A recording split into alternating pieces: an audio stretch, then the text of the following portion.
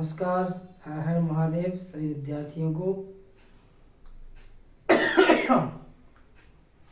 सभी लोग कल क्लास में पढ़े थे अयन के बारे में।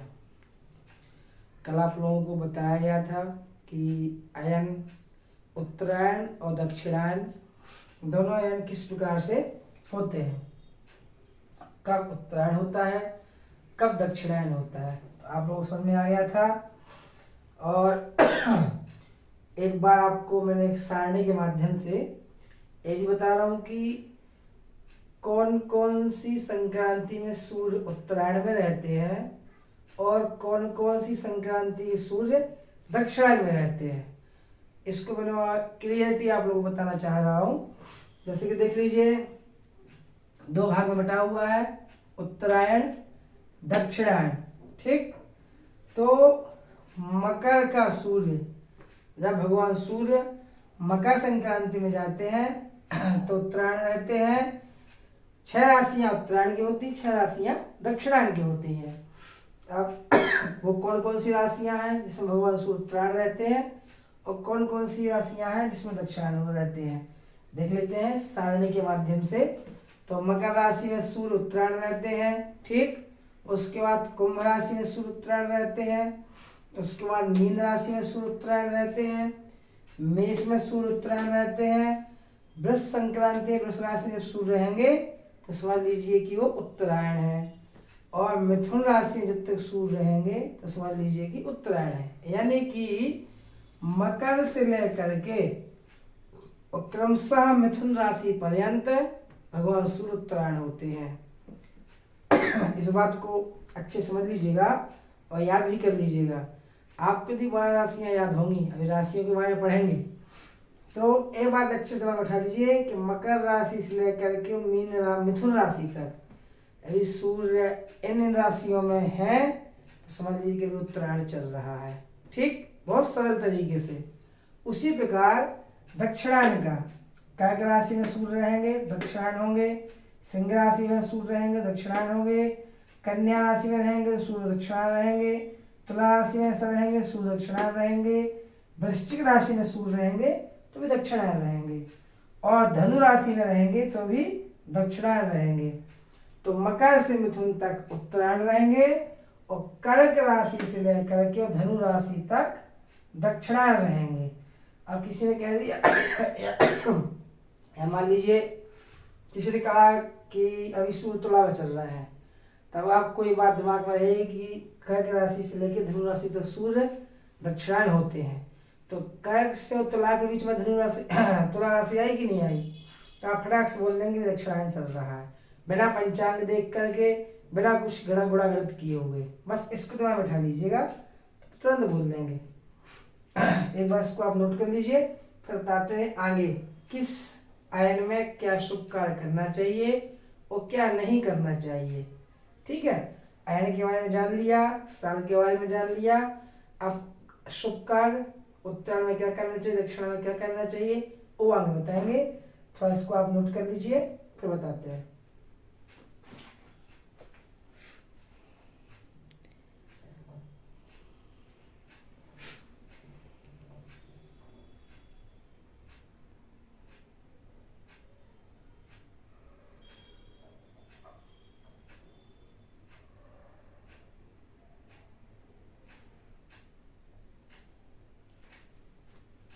अयन कृत्यम, किस अयन में क्या करना चाहिए। ठीक है, तो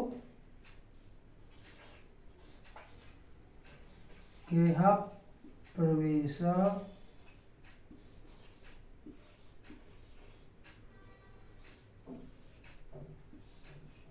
त्रिदिश प्रतिष्ठा,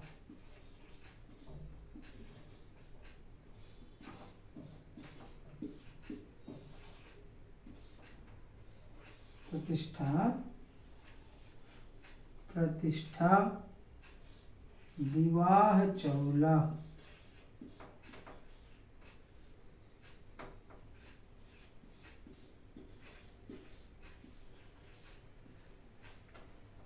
व्रतबंध दीक्षा,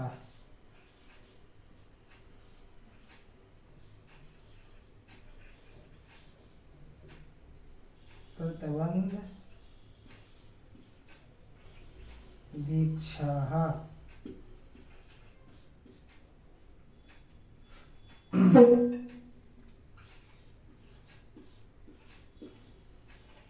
सौम्यायने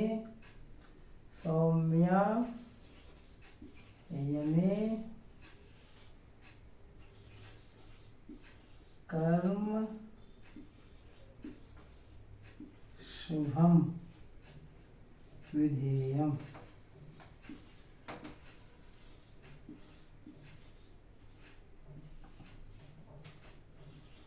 यत् गर्हितम्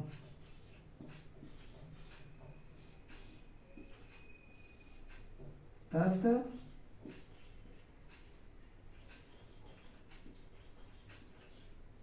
खलु दक्षिणे स्यात्।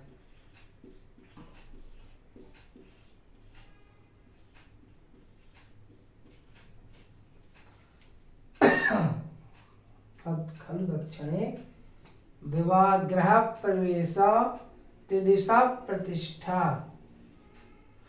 विवाह चौला व्रतबंध दीक्षाः सौम्यायने कर्म शुभम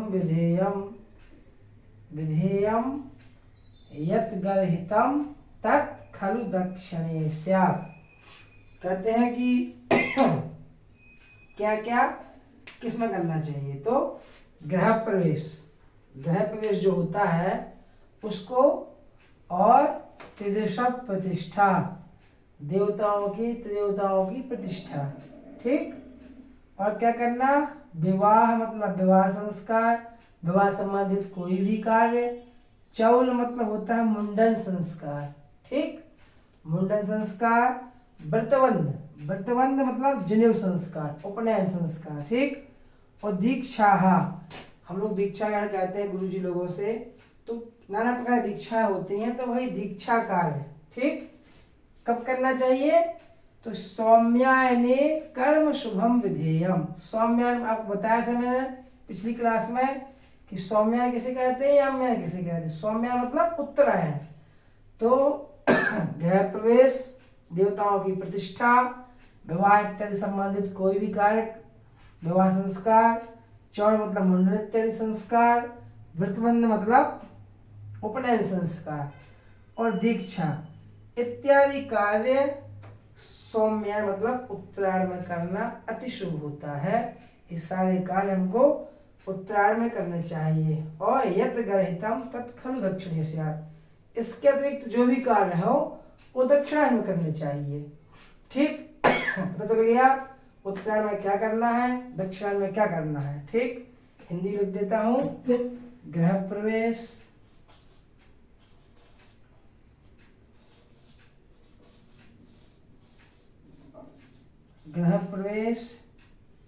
देवताओं की प्राण प्रतिष्ठा,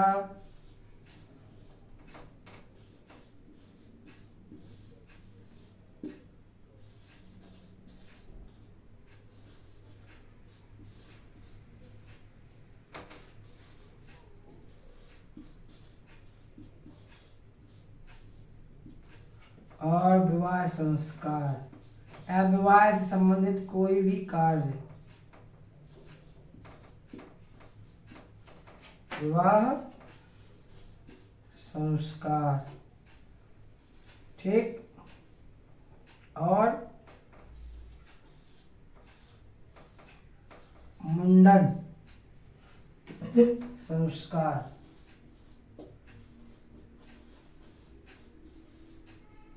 ठीक। और व्रतबंध मतलब उपनयन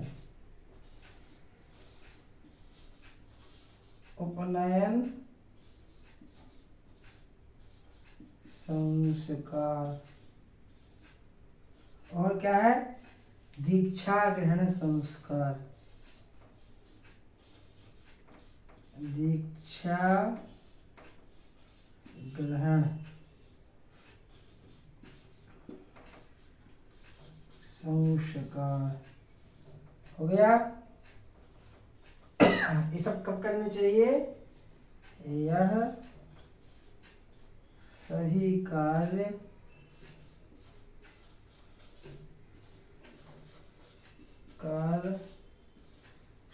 याम्यायने कर्म शुभम विधेयम, मतलब उत्तरायण में करना शुभ होता है। उत्तरायण में करना शुभ होता है। यत् गर्हितं तत् खलु दक्षिणे स्यात्, इसके अतिरिक्त, इसके अलावा या अतिरिक्त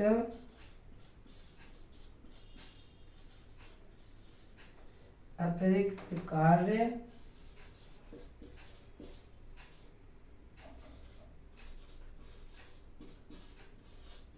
दक्षिणायन खलु दक्षिणे स्यात्, दक्षिणायन मतलब याम्यायन, दक्षिणायन में करना चाहिए। ठीक।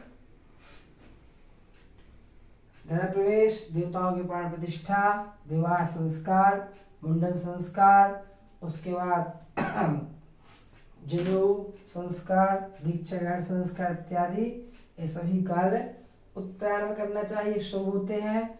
और उसके अलावा जो कार्य होते हैं दक्षिणायन में करना चाहिए। ये आपको एक सामान्य जानकारी है उत्तरायण दक्षिणायन में करने वाले कार्य की।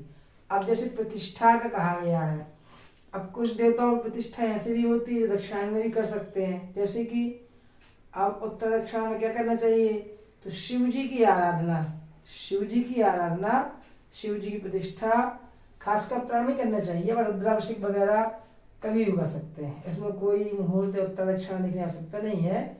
विशेष रूप से कहे गए हैं उनके लिए है। ठीक। और दक्षिण काली प्रतिष्ठा, दक्षिण मुखी हनुमान जी की प्रतिष्ठा, बटुक भैरव प्रतिष्ठा, उग्र देवताओं की प्रतिष्ठा हम लोग दक्षिणायन में भी कर सकते हैं। इसका मुहूर्त भी आगे आएगा। ठीक है। तो विशेष करके है ये सामान्य जानकारी।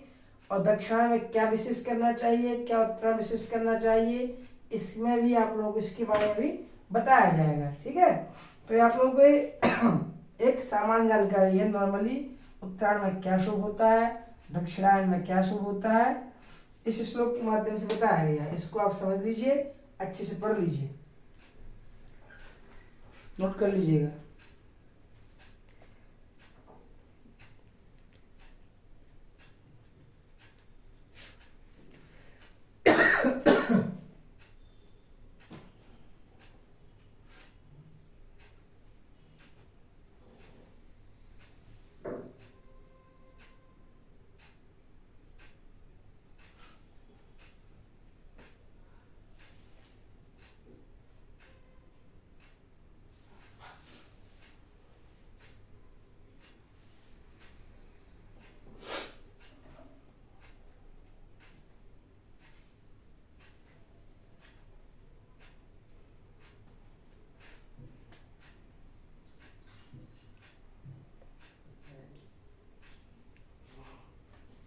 अब हम लोग पढ़ेंगे ऋतु के बारे में। आपने पिछली बार पढ़ा होगा कि 2 महीने की ऋतु होती है ना। तो इस तरह से कितनी ऋतुएं होती हैं और किस महीने में कौन सी ऋतु होती है, इसके बारे में जानते हैं इसी कक्षा के क्रम में। तो ऋतु लगभग 6 होती हैं, बताते हैं आगे। मीन मेष गते सूर्य, मीन मेष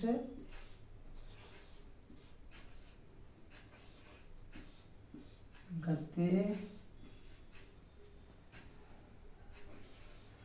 सूर्य,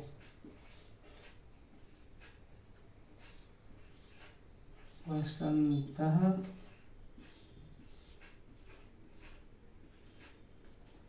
परिकीर्तितः,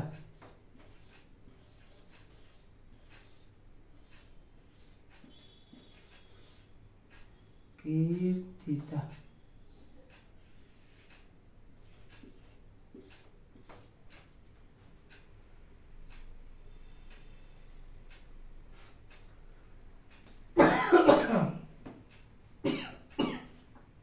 हो गया मीन मेष गते सूर्य वसंता परिकीर्तितः वृषभे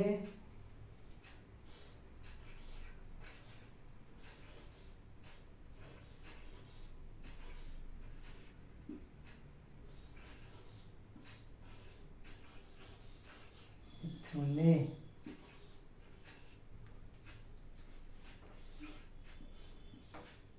ग्रीष्मो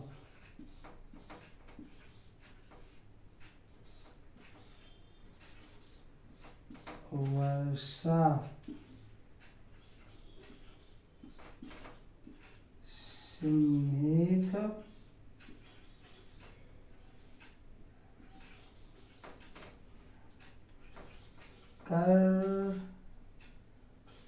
कर्कटे कर्कटे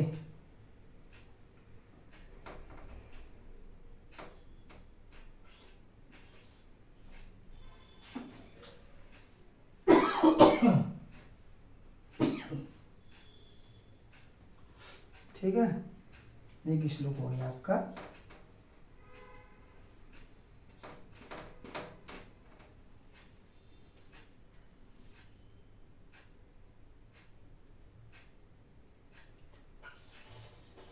कन्यायां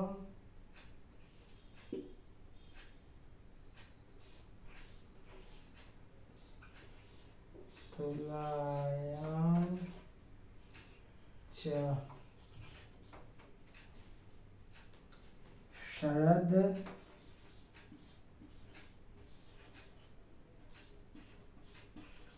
ऋतु उदाहरता।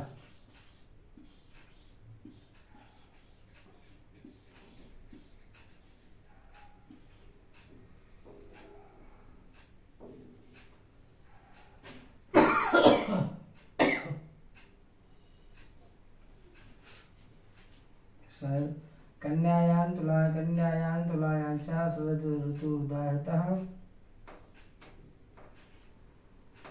देखिए हो गया। हेमंतो वृश्चिको द्वंद्वे शिशिरो मृगुम्भयोः।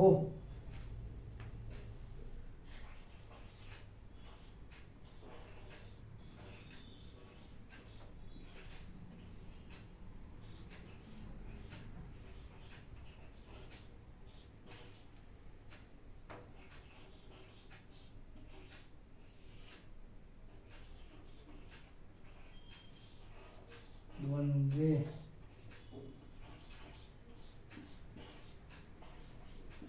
शिशिरो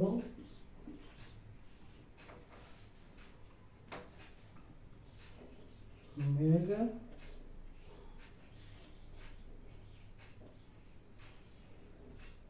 कुंभयोः।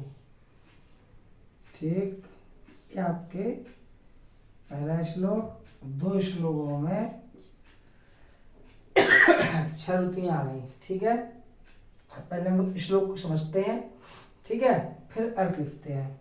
तो कहते हैं कि मीन मेष गते सूर्ये वसंतः परिकीर्तितः वृषभे मिथुने ग्रीष्मो वर्षा सिंहेथ कर्कटे कन्यायां च तुलायां च शरद ऋतुरुदाहृतः हेमंतो वृश्चिको द्वंद्वे शिशिरो मृग कुंभयोः।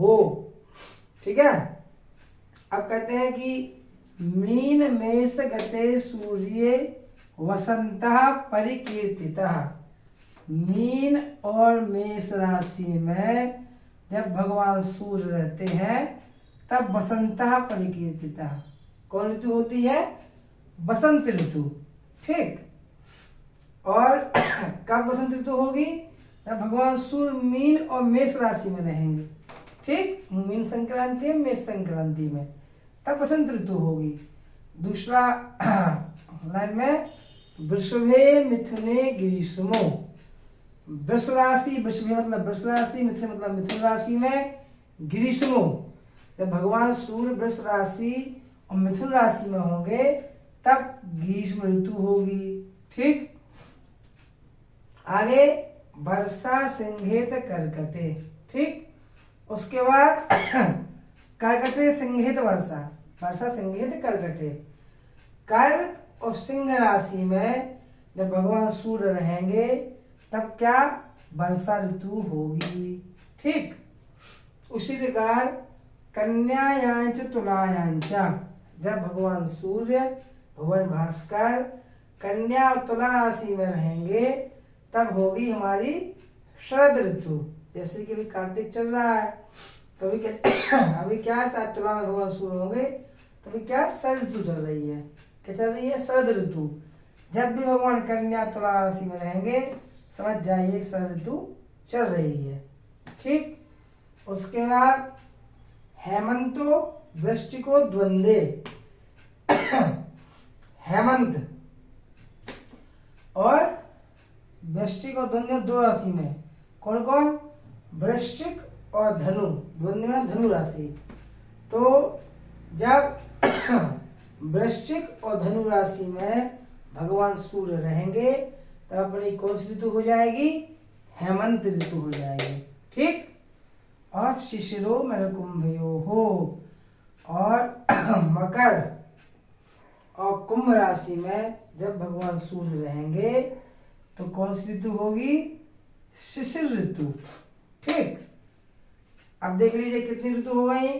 बसंत 1, ग्रीष्म 2, वर्षा 3, ठीक, शरद 4, हेमंत 5 और शिशिर 6। कितनी ऋतुएं होती हैं? आपको पता लग गया कि 6 ऋतु होती है। क्रम वाइज कहाँ से शुरू होती है? बसंत ऋतु से प्रारंभ होती है क्रम से और हेमंतो शिशिरो, शिशिर ऋतु लास्ट होती है। ठीक, जब हम लोगों का साल की शुरुआत होती है, हिंदू वर्ष का जब प्रारंभ होता है तो वो भी ध्यान रखिएगा, जब जब हिंदू वर्ष का शुरुआत होती है हिंदू वर्ष की तो चैत्र शुक्ल प्रतिपदा से, इसलिए महीने पहले शुक्ल पक्ष आता है फिर कृष्ण पक्ष आता है, याद रखिएगा। ठीक, और जब हम लोग वर्ष शुरू होता है तब बसंत ऋतु होती है, अतः बसंत से शुरुआत होती है। प्रथम ऋतु कौन सी है? बसंत ऋतु। बसंत, ग्रीष्म, वर्षा, उसके बाद शरद, हेमंत, शिशिर, 6 ऋतुएं हो गई आपकी। ठीक, अब 6 ऋतु कब कब पड़ेंगी ये आपको बता दिया गया है। हिंदी अर्थ लिख देते हैं कि मीन और मेष के सूर्य होने बसंत ऋतु होती है, हिंदी लिख देते हैं, नोट कर लीजिएगा आप और सरल हो जाएगा। मीन और मेष के सूर्य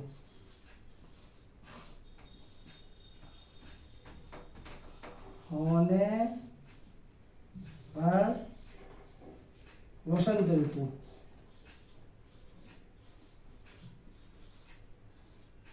बसंत ऋतु,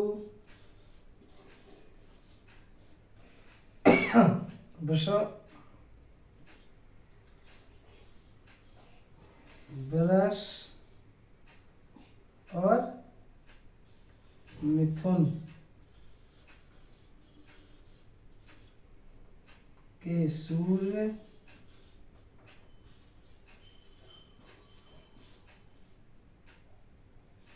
हो तो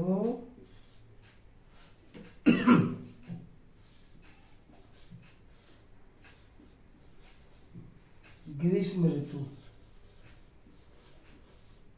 ठीक, और वर्षा संकेत कर्कटे। कर्क और सिंह के सूर्य हो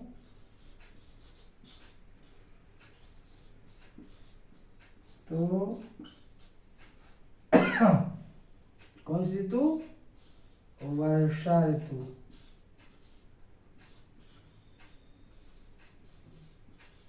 ठीक, और कन्यायां च तुलायां च कन्या तुला के सूर्य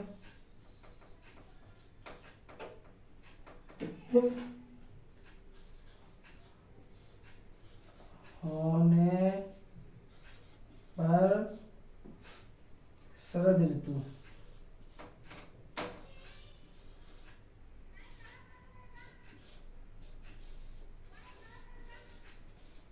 शरद ऋतु। और हेमंतो वृश्चिक द्वंद्वे, वृश्चिक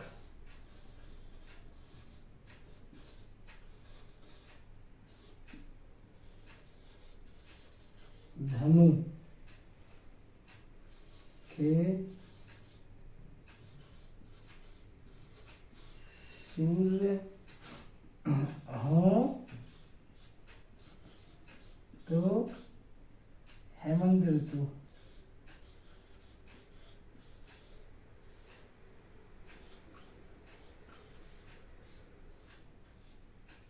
हेमंत ऋतु, ठीक।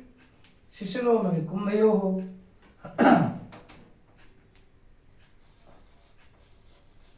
मकर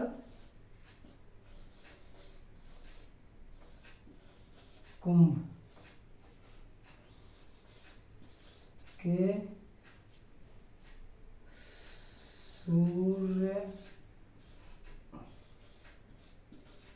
हो तो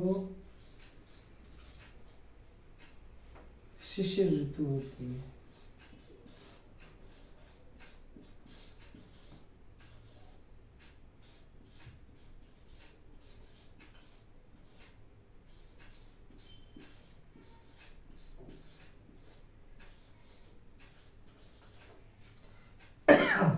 राशियों को बढ़िया से याद कर लीजिएगा, अच्छे से।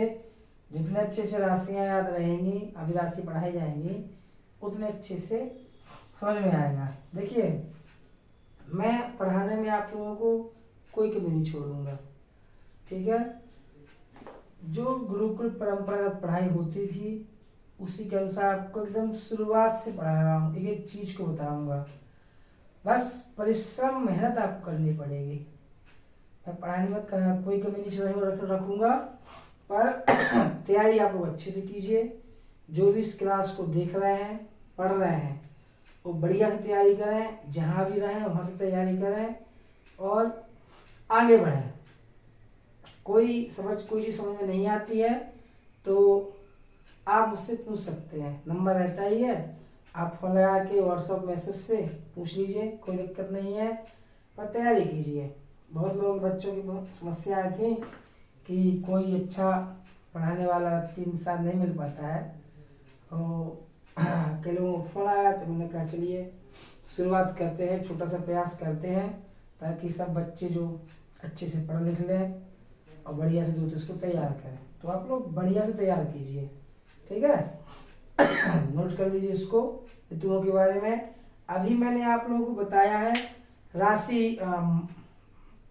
राशियों के द्वारा ऋतुओं को जानने का, ठीक। अब बताऊंगा कि किस तारीख से किस तारीख तक कौन सी ऋतु होती है। इससे क्या है और क्लियर हो जाएगा आपका। जितने अच्छे से राशियों से है, महीनों तारीख से बताऊंगा सारणी के माध्यम से, तो आप लोग उसको अच्छे से समझ सकेंगे, जान सकेंगे। फिर आपसे कोई कभी तारीख महीना याद रहेगा, आंख बंद करके बता देंगे कि भैया अभी शरद ऋतु चल रही है, या अभी वर्षा ऋतु चल रही है, अभी शरद ऋतु चल रही है। क्योंकि जब आप पूजा पाठ कराते हैं तो संकल्प में ऋतुओं की बहुत आवश्यकता होती है। पंचांग खोलने की आवश्यकता नहीं पड़ेगी, अच्छे से तैयार करेंगे तो, ठीक है। इसको नोट कर लीजिए, फिर आगे और क्लियर तरीके से बताते हैं। बस तैयारी कीजिए।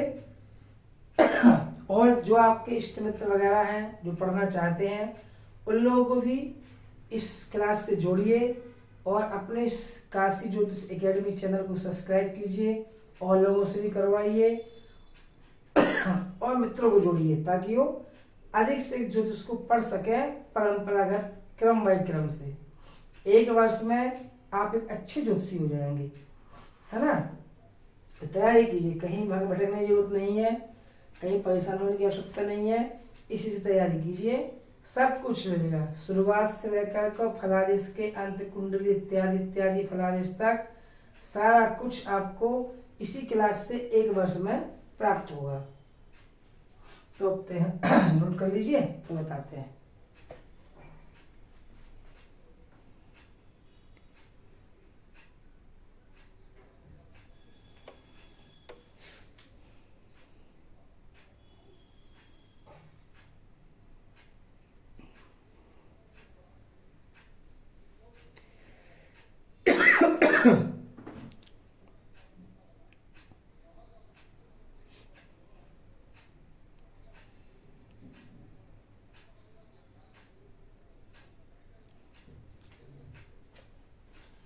आज इतना ही तैयार कीजिए, ठीक है।